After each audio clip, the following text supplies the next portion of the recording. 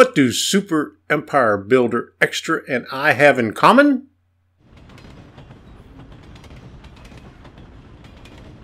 I'm Tom Kvichak, and this is Tom's Trains and Things.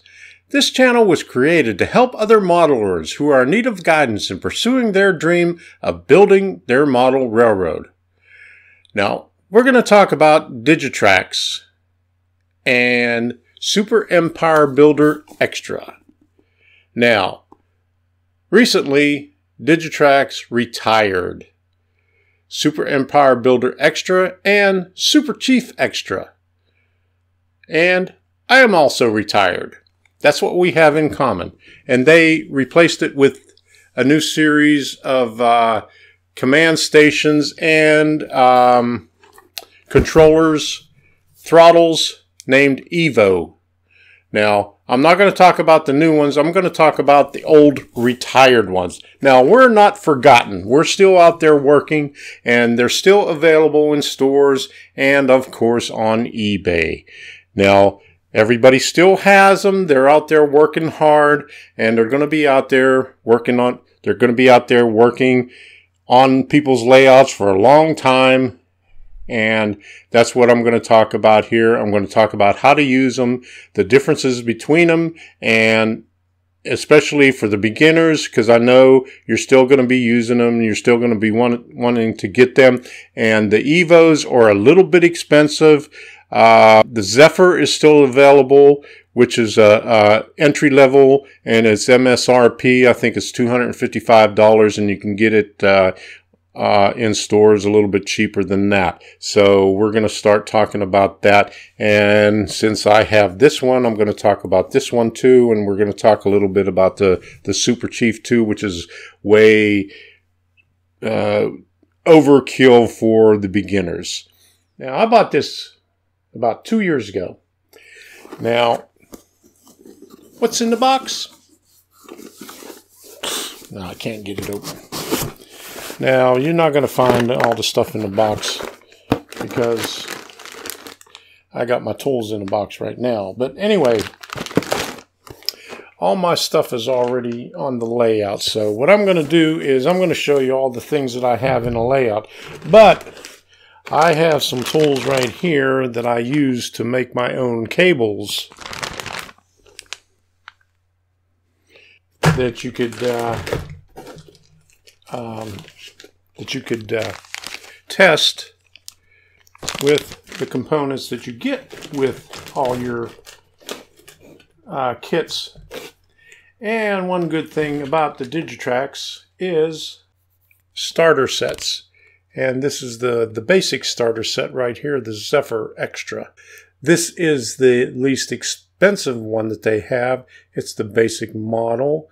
And the one that I have is, I guess, the second one in line. What I'm going to do now is compare the two, the Zepher Extra and the Super Empire Builder Extra.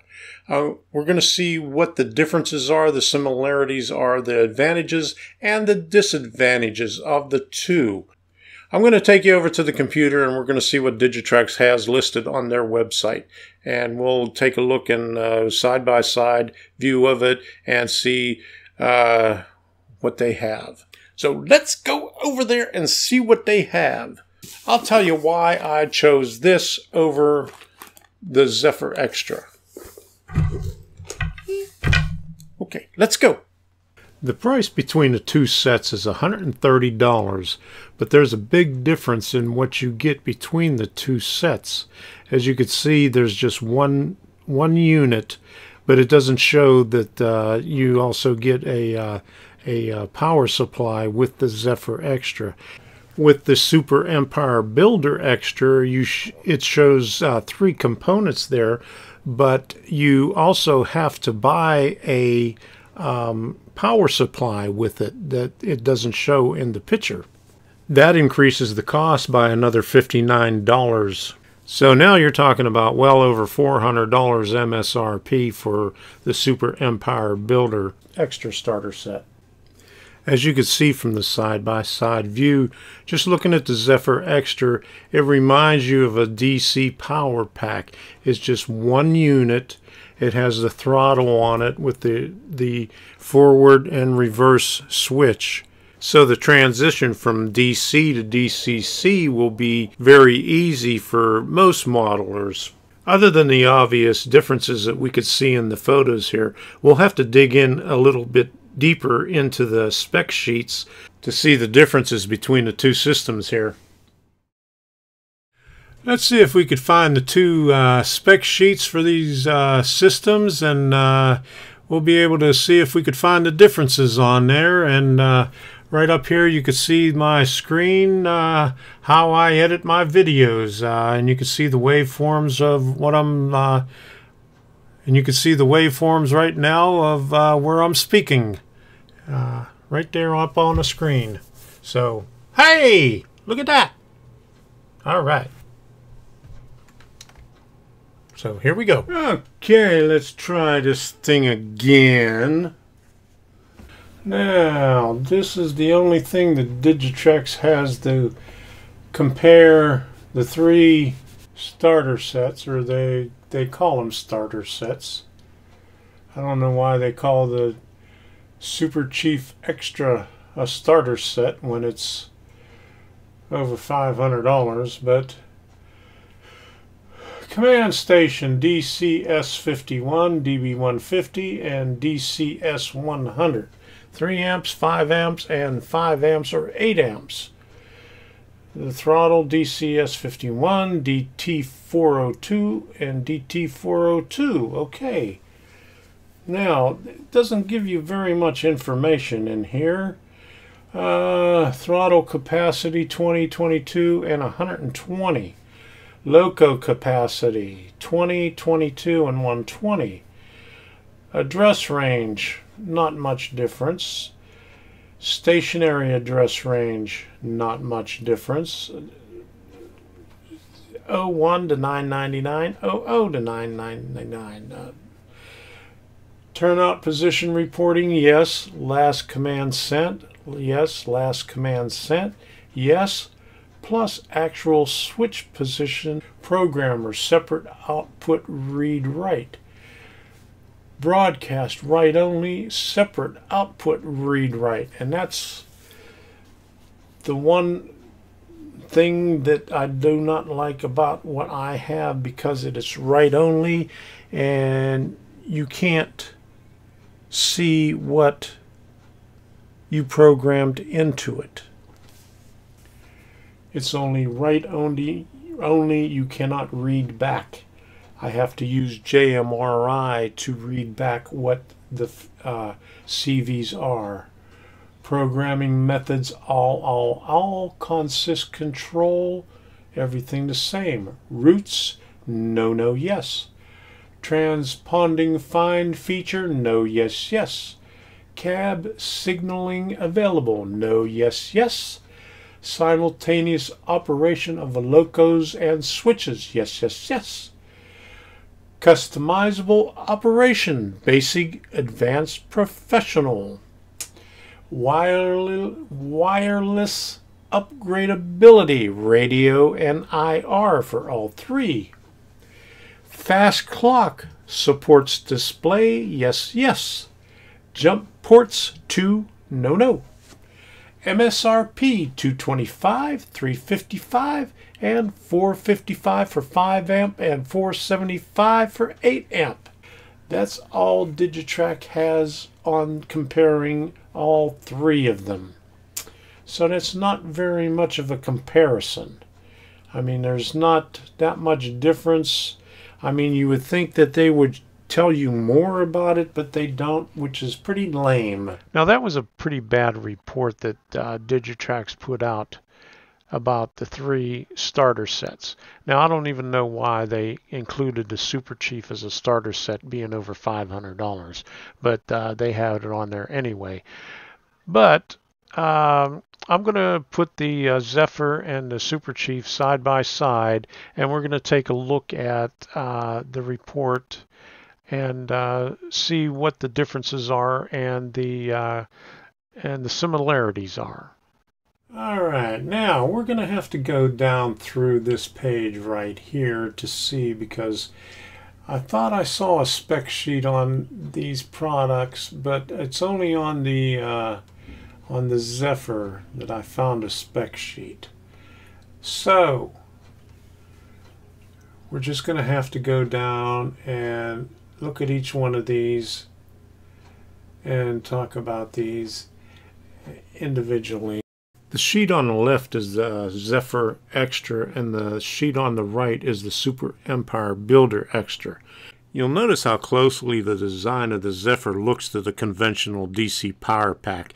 I think Digitrax had that in mind when they were designing it, knowing that the modeler would be familiar with the design of the throttle when they were looking for a replacement when they were upgrading to DCC.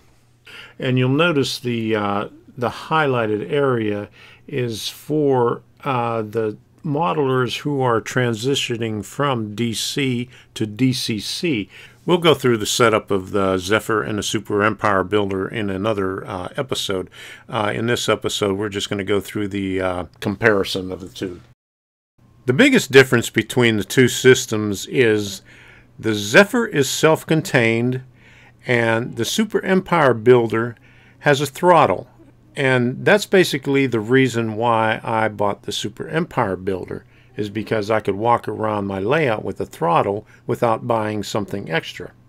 Now, let's take a look at the top of the bullet list of what Zephyr Extra offers compared to the Super Empire Builder's bullet list. You can see there's a big difference in there, but it really doesn't mean anything. On the Zephyr side, the only thing that really matters, it says easy 2- and 4-digit addressing. Now for the Super Empire Builder, you have dual throttle knobs, text messaging, and multi-line LCD display, and everything else on there is options that are available if you buy additional equipment. You know, they like to put a lot of features up on their bullet list, but all they're saying is blah, blah, blah, blah, blah. Now, the next item, they name it two different things. Run multiple trains and plenty of capacity. And the only thing different is on a Zephyr, it's 20 addresses and 20 throttles. Super Empire Builder, it's 22 addresses and 22 throttles. Now, over 9,000 locomotive addresses. That's the same on both of them. That brings us down to the amperage. 3 amps on the Zephyr and 5 amps on the Super Empire Builder. Again, on the function control, everything is identical. Now that we've gone through the bullet list and seen most of the items on there, and other than the physical characteristic of the two systems and the amperage of the Zephyr and the Super Empire Builder, the only difference that I could see between the two systems is this right here, the throttle. That's the biggest difference between the two of them. Because the characteristics of both of them are basically the same. All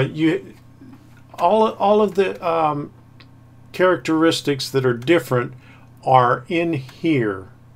Okay, you could only write to your locomotive, and you can't read back. On the Zephyr, you could write to it, and you could also read back from it.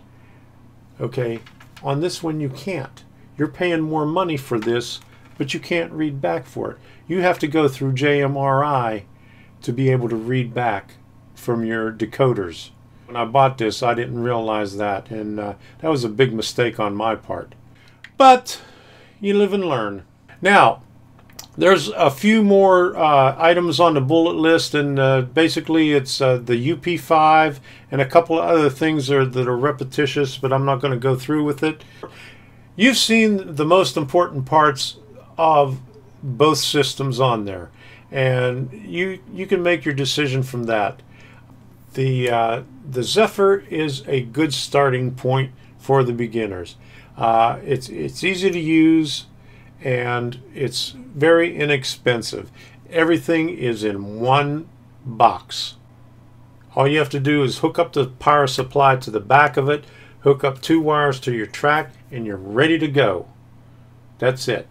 With the Super Empire builder, you have the UP5 that you have to hook up. You have to buy a power supply for it. You hook up your throttle to it. You hook up your power supply to it. You hook up your wires from the booster to your track, and then you have to hook up your UP5 to your booster. Then you hook up you could either hook up your throttle, throttle here. You could either hook it up to your UP5, or you could hook it up into your booster. It doesn't matter, but you can hook it up to either one. But then you're ready to go. So this one's a little bit more complicated, but this one gives you the flexibility to walk around your layout. You always have the flexibility to expand on all the systems. So go from there with that. So here we go. If you haven't done so already, go ahead and hit that subscribe button. You know why? Because it's free. Leave a comment down below and let me know what you think. And what else is there? Give me a thumbs up. Share the videos. Check out my website. Donate. The PayPal thingy and the little support button over there too. Okay? And hit that little circle right there. And we'll see ya. And I'll put up the other videos right here and right there. And I'll try to put these builds up every week. And don't forget to watch the next episode of The Beginners. They come out every Saturday at 10 a.m. So keep an eye out for them.